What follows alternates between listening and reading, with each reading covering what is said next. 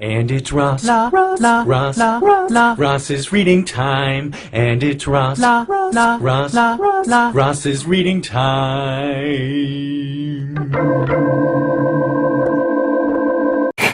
Hey, what's going on? It's Ross again, Ross Merrick. We are, I need to turn this around. We're back. We are in chapter 31, and we're in chapter 31 of Don't Sweat the Small Stuff. And it's all small stuff. It's by Dr. Richard Carlson, PhD.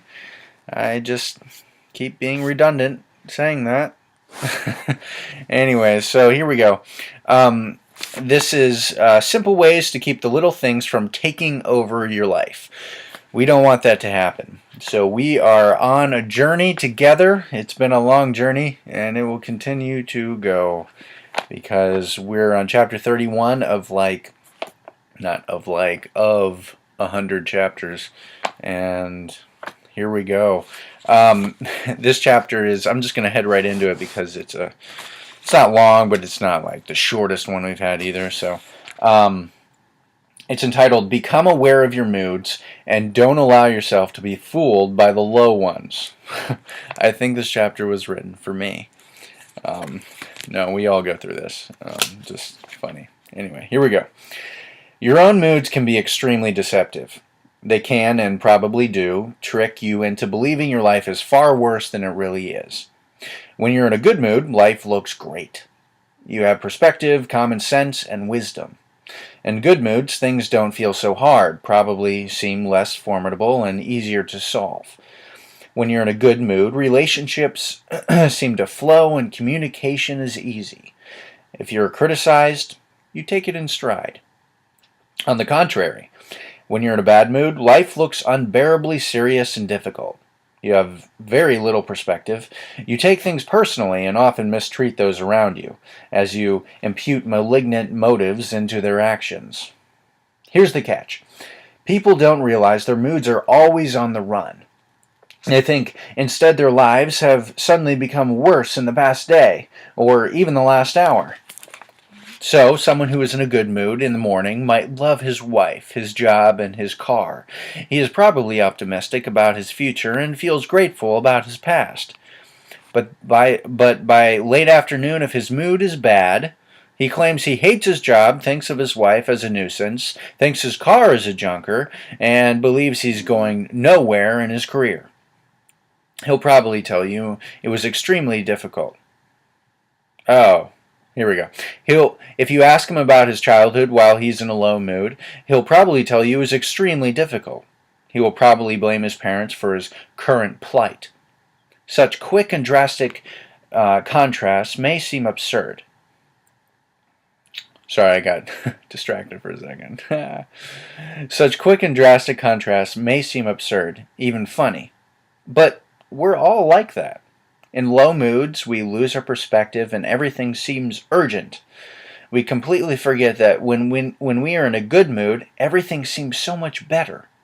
We experience the identical circumstances, who we are married to, where we work, the car we drive, our potential, our childhood, entirely differently, depending on our mood. When we are low, rather than blaming our mood, it would be appropriate rather than blaming our mood as would be appropriate, we instead tend to feel that our whole life is wrong. It's almost as if we actually believe that our lives have fallen apart in the past hour or two, which is crazy.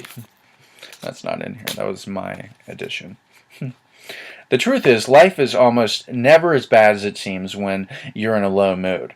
Rather than staying stuck in a bad temper, convinced you are seeing life realistically, you can learn to question your judgment. Remind yourself, of course I'm feeling defensive or angry, frustrated, stressed, depressed.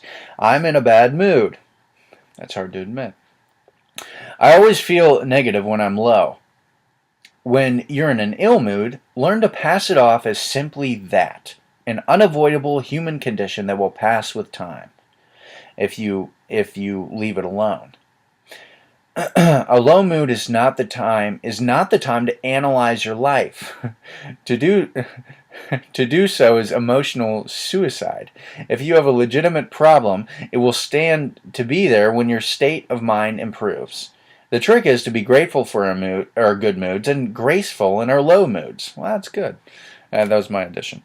Not taking them too seriously. The next time you feel low, for whatever reason, remind yourself, this too shall pass. It will. It will was in the book. Anyway, that's it. Man, I really liked that line. It says, the trick is to be grateful for our good moods, grateful for our good moods, and graceful in our low moods. I think that's a great word of wisdom there.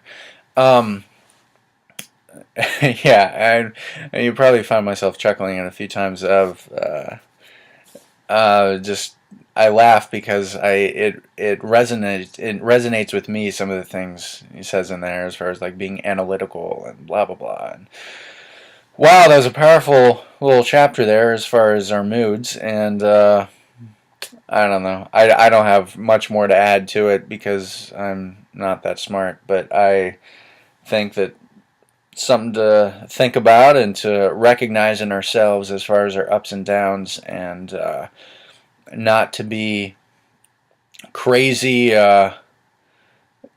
not to take our low moods and our bad moods and our ill moods and all that as to be graceful with them, and to know that they happen, and whether and it will pass. But we take things so seriously sometimes. As I'm talking to myself, I'm talking to you too, but I'm talking to myself because I just take things so like seriously sometimes, and it's the end of the world and blah blah blah. Anyway, I'm done talking. Thank you for listening. Sorry, it's such a long chapter. It's just like so much to say. Until next time. Okay, bye. And it's Ross's reading time. And it's Ross's reading time.